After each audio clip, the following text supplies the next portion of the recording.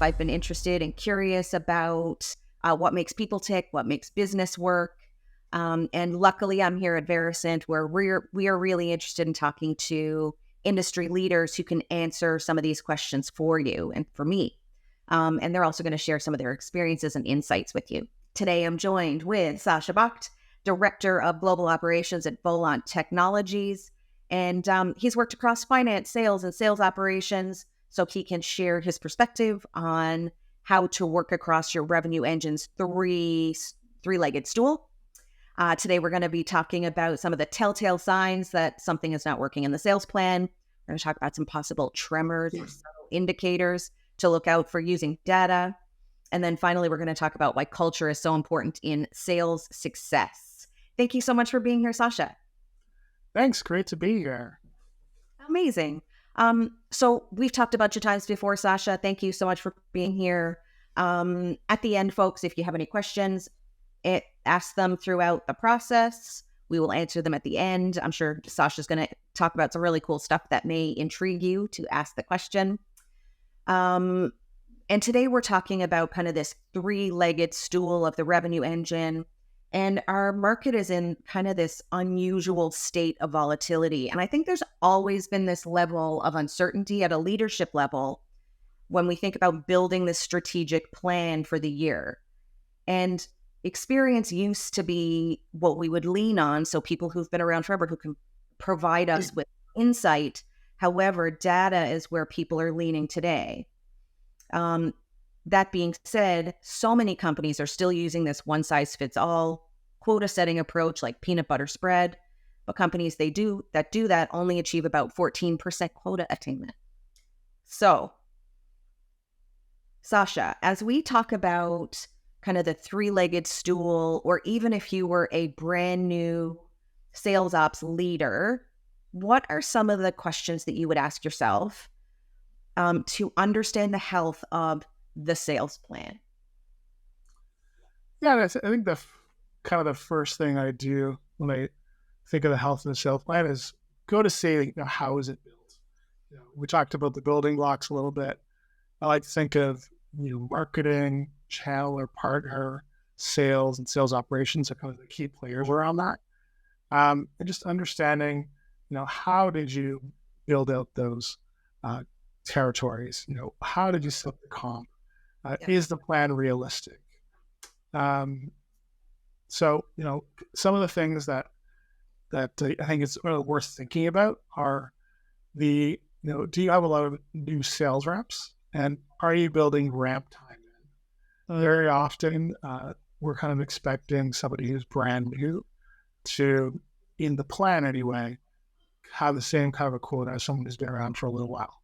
I think it's really worth sort of planning that piece out and getting it right. Also around territories, you spoke about peanut butter spread, and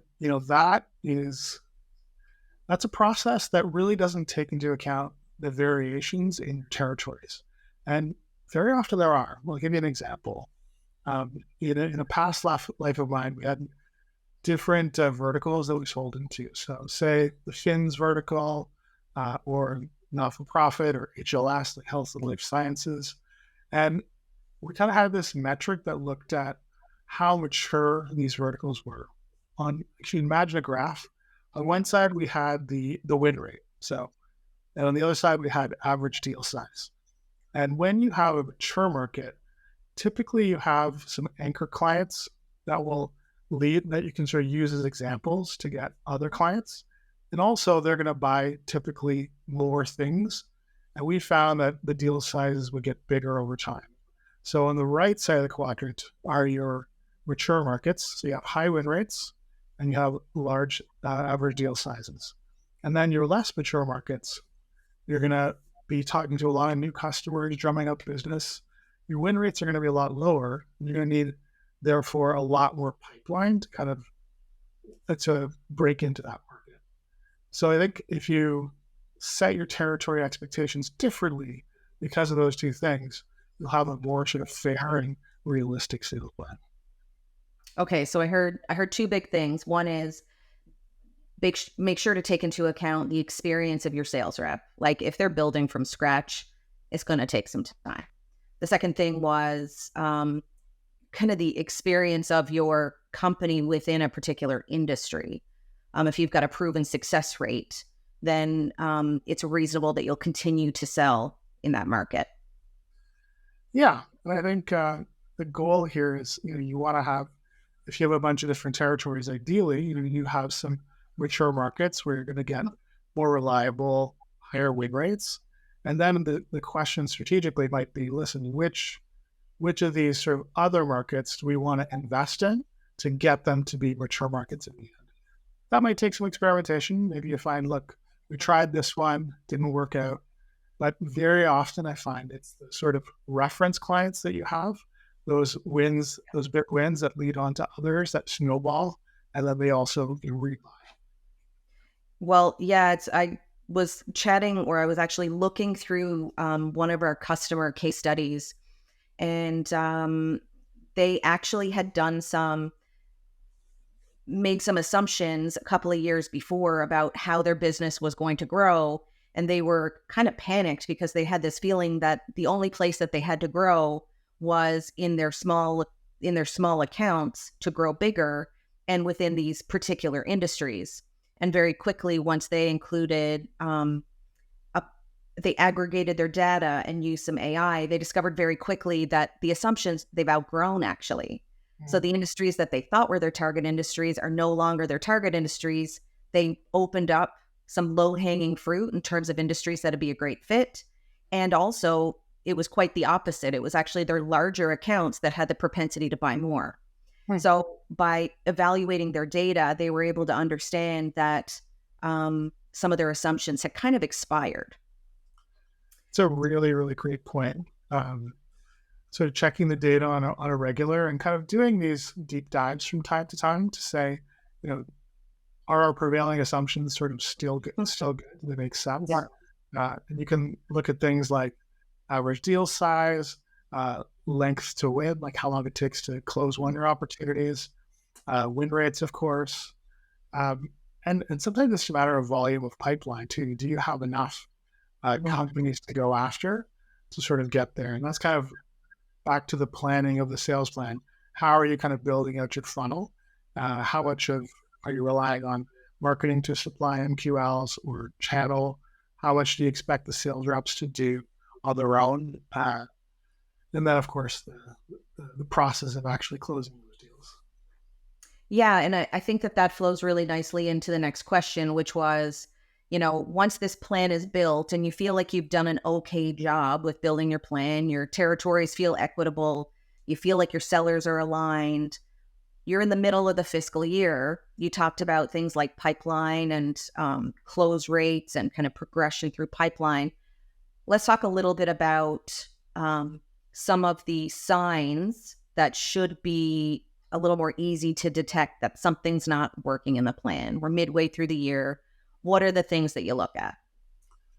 Yeah, I mean, the obvious one that, of course, everyone's going to look at is how are you doing against your target overall? So, yeah, that one. That's a big one, and one simple way to look at it, of course, is you're halfway through the year. Have you hit halfway through your budget?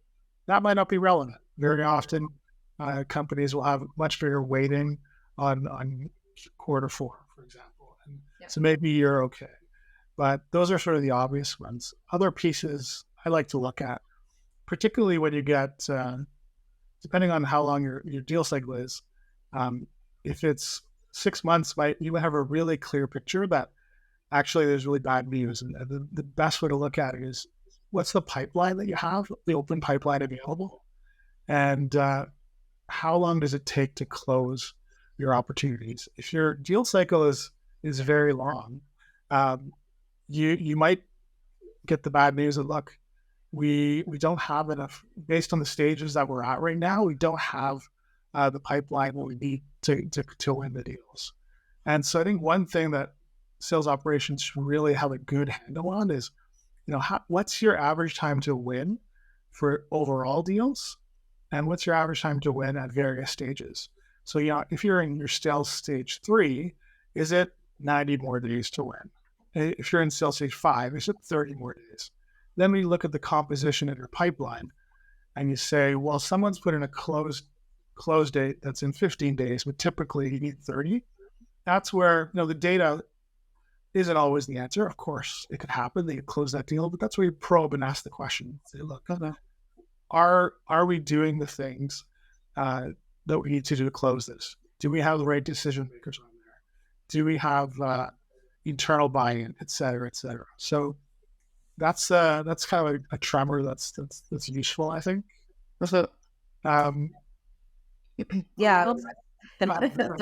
No, I was going to say, like, I think, when you talk about it, they're the super obvious ones, right? Like, are people winning or are they not? There's this very generic stat, 3x pipeline, but based on what? We talked about win rates. We talked about time to close a deal, and the length of time it takes for a deal that is less than $100,000 versus 250,000 plus can be drastically different.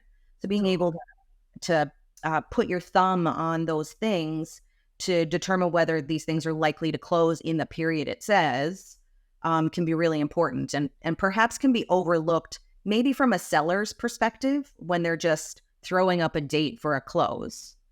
And also that pipeline size should maybe differ based on the win rates of those reps, right? So the 3x rate assumes you have a 33% win rate. You're going to close 1/3 of everything you bring in. But is that usually the case? What have you seen? I've seen a lot of variety. So I think that's a really great point. So even earlier on, you kind of spoke to, these were the assumptions that company had. They'd outgrown those assumptions. When I was talking about those, the company I was at, where we had different verticals, where we had mature markets and immature markets. Yeah. In those mature markets, and also with really experienced reps, we had win rates that were, 60%, sometimes 70%, really, really high. Somebody like that needs a lot less pipeline to hit their number. But if you're talking about our immature market or a new rep where win rates are, sub 30%, maybe they're 20%, you need a lot more pipeline to chew through before you're going to get to where you want to go. Mm-hmm. So I think really sort of segmenting your business, and you made a great point there.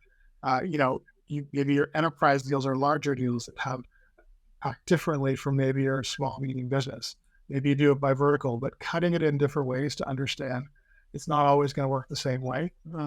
If you sort of zoom back and make it all averages as a whole, it doesn't tell you as much as if you break up in meaningful ways for your business. Yeah, and I think it's really difficult if you're having to do that all manually. It's certainly easier if you're a smaller, more agile organization, or if you've got, a great team or really great tools. So those are kind of the big guys, right? The how often you're closing things, what your pipeline looks like, pipeline health. And when we were talking, I think we mutually came up with this term, like the tremors. That's the smoke signals that something might be happening in the business. Like, they're not going to hit you over the head. No seller is going to come to you and say, like, hey, I just don't think this is working. I'm going to finish about 20% this year. Good day. So it's up to you to kind of identify some of these tremors. What do you think some of those might be? Yeah, I mean, there's a few behavioral ones I see out there. There's a lot of the times you kind of keep getting deals that are pushed, or look, I'm going to make the quarter, everything's going to be great, and the last minute bad surprises where things get pushed. And I think that's one example. Another one I've seen is sometimes when things aren't going well, I've seen sales leaders or salespeople sort of question the data, say, hey, look, my numbers look different here, or sort of go down a winding path of analysis that's really not, focused on the main metrics that you're looking at. It's almost like an attempt to distract to the problem. I mean, you do sort of forecast meetings and QBRs, and typically each person only has a few minutes to talk through it. And if you can deflect the attention, that can sort of take the focus away from the problem. So those are some of the smaller things I've kind of seen that can be out there. Other sort of metric-based ones are, how are your demand gen kind of metrics working? Yeah, maybe you have a outbound sales team with what's meetings, and typically you get meetings at a certain rate at a certain time of year. If that's sort of falling off, or maybe your MQLs that are coming across are converting at the similar kind of rate, that might speak to some macro trends that are out there. Yeah, absolutely. And I think that you're talking like about, again, the more holistic picture, right? So we're thinking about MQLs or marketing qualified leads, the ones that are, essentially paid for by all those gorgeous ads that you see, and by our marketing efforts. The second might be this push deals, like, holy cow, that's scary at the end at the end of a quarter. Um, but also that information starts to become a little more identifiable over time. But I was talking about the holistic picture before I got distracted by my pipeline. So we were talking about, marketing, we were talking about demand gen, and also other indicators within sales. So it's looking at the multifacets that there might be something that's not quite lined up in order to get you to success. I was going to say, I think, some of those behavioral issues I was kind of referring to, that sort of thing can happen sometimes when you have a culture at an organization where the sales team or the sales leaders don't feel like they're allowed to fail. And they feel like they have to say they're going to get their number. I probably heard this stuff before and say, look, if you lose a deal, you have to have another deal to replace that deal. That assumes that I'm hiding a deal somewhere. It's not out there. It's not open.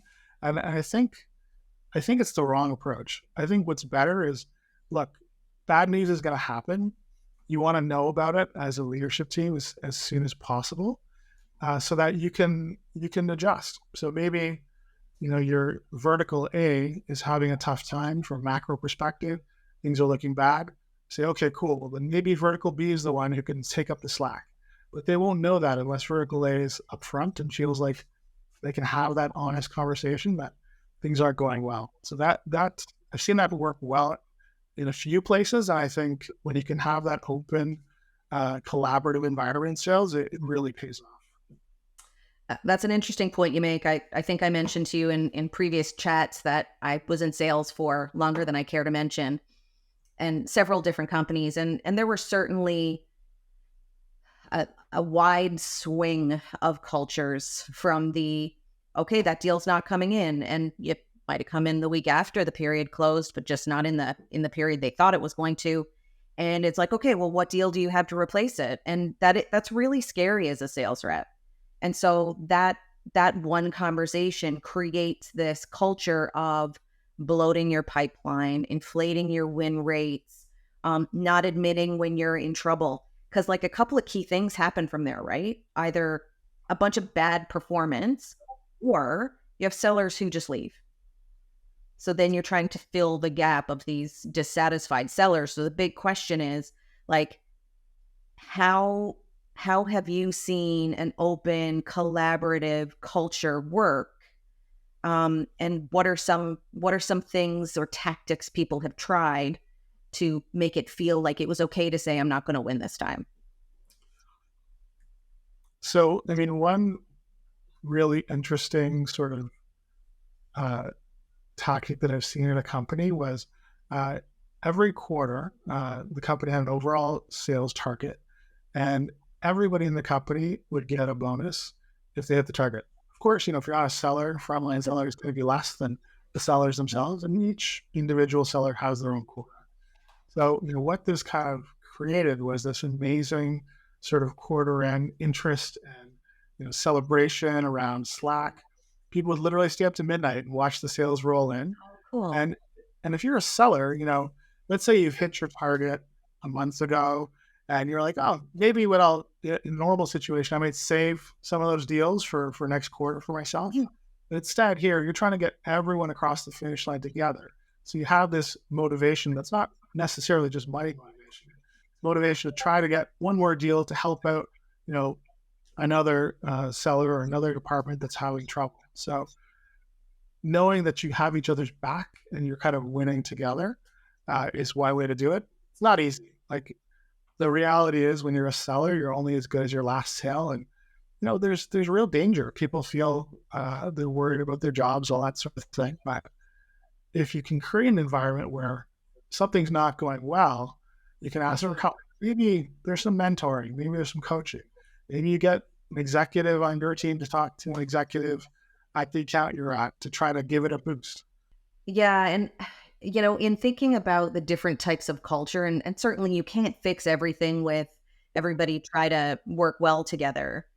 But I can say that, part of a dangerous culture is when the sales operations, like we're talking about ideas where something is off the rails. Then we're talking about like, where you need to dig a little harder to find things off the rails. And now we're saying, okay, but have a positive culture. And I think part of it is from the people who are assessing the data. I think you're exactly right. And that it's not so that you can tell a sales rep that you got them. Like your pipeline's bloated and you're not going to get there. You only have 15 days to close, which should take 45 days to close. Like it's not about that. It's about how can we all be successful? And it's just this like same side, two different sides of the same coin, right? It's the same message, but presented in a completely different way. And so I think that cultural piece is so important when trying to keep your sellers motivated and keeping everyone positive in terms of how you present the data that you're uncovering on a daily basis.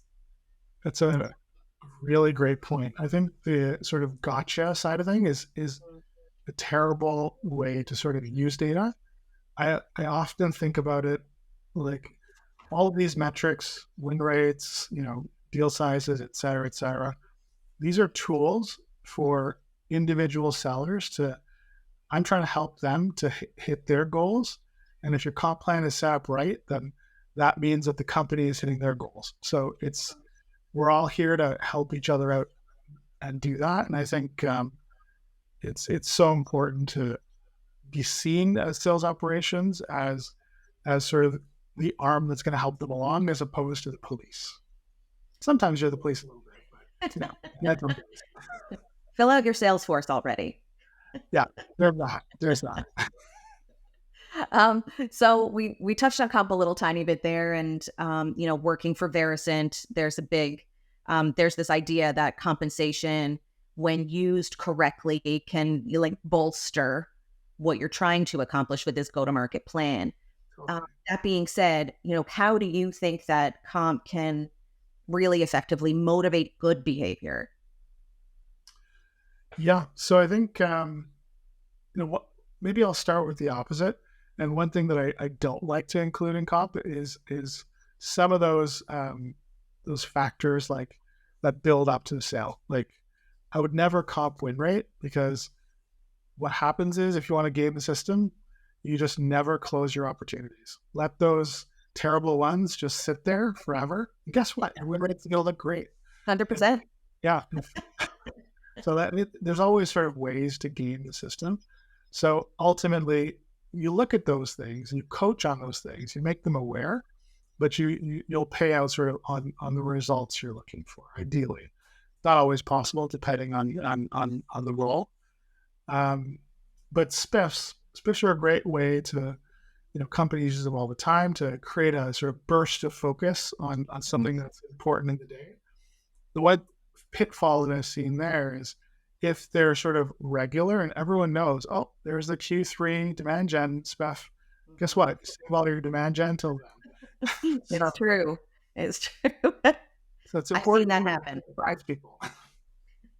I don't know who, but someone did that in the past, I think. But yeah, I think that's a good point. It's like they're intended to be, they're special incentive programs, right? That's their purpose. And it's interesting, the CEO of Varicent would argue that spiffs are an indication of a plan that is not quite working right, right? It's like if you have made the plan, or if you have built it in a way that it can adapt and tweak based on the market conditions or what's happening in your business, then there's no need for spiffs in a perfect world. But interesting that, it still works. You have a new product, you have a new feature, you have a new geo, you have a new industry. Like Now everybody gets an extra 10% for selling into FinServe. Well, that's where I'm spending all my time, right? So I Yeah. get it. So we were talking about motivating good behavior. I think before we also talked about kind of the timing of payment. I know companies handle this all different ways. What are your thoughts on that?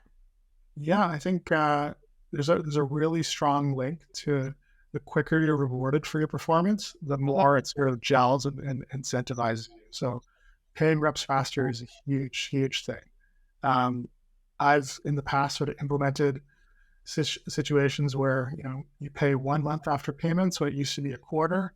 It really does make a massive difference. I mean, number one is morale. The team's going to Yep. really like that, but you also sort of are driving for those wins because it's not just some future payment that eventually you'll get. And ideally, you're also sort of as a sales rep not having to lawyer, and you have a trust that I will get paid that. It's not sort of another job to have to prove that I should get paid. Yeah, I think that's a fine thing to mention too. Again, I'm all about the storytelling today, so stay with me. We'll get there. One of my girlfriends worked for a company, and they got an Excel spreadsheet 1 month after it closed, and then they had to like review their 8 scroll Excel spreadsheet and determine if it was right, and they got paid a quarter later kind of thing. So I think there is something to be said for, connecting the behavior to what should have been the motivation, or giving the stick a tad earlier. So as we round the corner to almost being out of time, have you seen any like creative or interesting ways that have been effective at motivating people that maybe you don't see everywhere? Yeah. Great question there. So I think when you can find sort of non-monetary rewards that work, when you give people recognition. So, we're going back to that sort of end of quarter push where everybody's kind of watching. I remember the company had, a special award for the person who got that deal that pushed it over the edge. And Yeah. maybe that was their only deal of the quarter, but they were recognized in a sales meeting. And taking the time to recognize people, not just the number one salesperson, but sort of, the number one collaborator, all this sort of stuff that helps. And I, shout out to all the sales ops folks. It's nice to sort of recognize those people who are helping along the way as well, and showing that they're important. So that's one thing. I think monetary rewards will always be there. And I think as a salesperson, if you're motivated by money, that's probably a pretty good thing. But non-monetary are helpful too. So it's interesting because you clearly have a data analytical brain, yet you almost constantly like back it up with things that are going to support positive culture. So it seems like you'd be a great person to work with and for. So there is that. As we round towards our quick question segment, are you ready? I just have 10 to 20 quick questions I'm going to bang through. What was your very first job?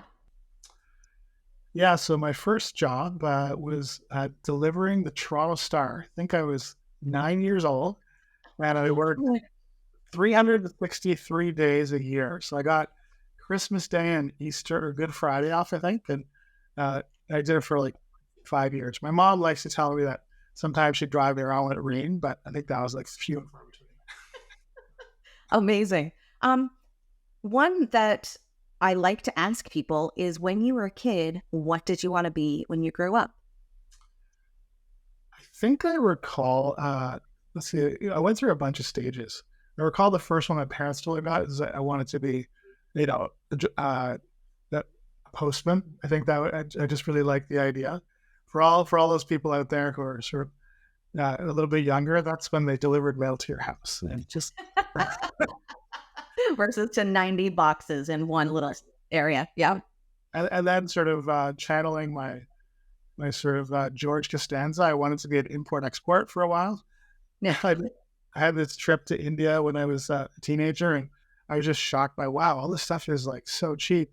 compared to Canada. Let's find a way to make this work. Yeah. Yeah. Oh my gosh, that's hilarious. I don't know if I've ever asked that question and anyone has ever said I wanted to get into import exports. I love it. Super unique. What what would you say is your number one follow on LinkedIn? So I'm a big fan of Sarah McNamara. She's a sort of a marketing ops guru, and Oh, me cool. being in the sales ops world, I'm always kind of looking over to marketing ops, and it's very complicated. It's tough to do well, and I think she's kind of a real leader, a thought leader in that space. Love it. I'll have to look her up. What is your favorite meal of all time? That's a tough one, but I'm gonna have to go with my mom's korma and roti. If you don't know what it is, it's a lamb dish that's super spicy with lots of gravy, and it's yeah, nobody makes it better than mom, right? I have heard these things. I'll be over for Gorma and Roti. This is how I get invitations to people's houses to eat You their mom's best you're welcome dishes. anytime. And finally, it wouldn't be a What I Wish I Knew series episode if I didn't ask you, what do you wish you knew more about? You know, the biggest thing out there in the world that's the buzz topic is AI, and I think it's real. I think it's the real deal, and we're kind of at this stage now where it's like, what could it do for me, and all these questions and how it's actually going to work. So I would love to kind of explore how does this really practically help us? How do we sort of 2x and 3x our efforts in sales operations and sales, maybe sales enablement? So really curious to kind of unravel that onion as time goes on. Yeah, absolutely. I totally agree with you. Luckily, our CEO is like super impassioned with AI, and so he's set up these tiger teams in the business to learn a little more about it. But it's hard to find time to look into everything that's of interest. But thank you for sharing yours. So I would say, as we talked today, the goal was to go through, the big issues, the tremors, and the superpower that is culture. And certainly, I think if you reiterated that, um, some of the big things that I took away were some of those tremors or some of the more subtle ideas that things aren't going quite right is this pushed forecast right at the end of a sales cycle, or this misdirecting, misleading when you've got only a little bit of time in a pipeline call. Certainly been there when that kind of thing happened, when the time to close doesn't match up with how much time they actually have left in the pipeline. So that's one of the things, those tremors I think are really, really helpful. Um, the second thing is things to avoid when you're building culture or when you're a part of a culture, and that's that the no fail culture can't work. It creates a situation where it's really, really difficult for people to be vulnerable and get to success. And the second thing was this idea of sales op acting as the police and the gotchas for reps. So avoiding those things and instead leaning towards kind of a winning culture together, and ensuring that you can have the conversation about the health of pipeline from an honest perspective. So honesty, trustworthiness, openness as a way to build culture so everybody's winning together. So those are my key takeaways. Sacha, thank you so much for being here. Such a pleasure. I can't wait for Roti. And thank you so much for sharing your insights with us today. It was my pleasure, and so it was a wonderful series. I'm just happy to be here and share.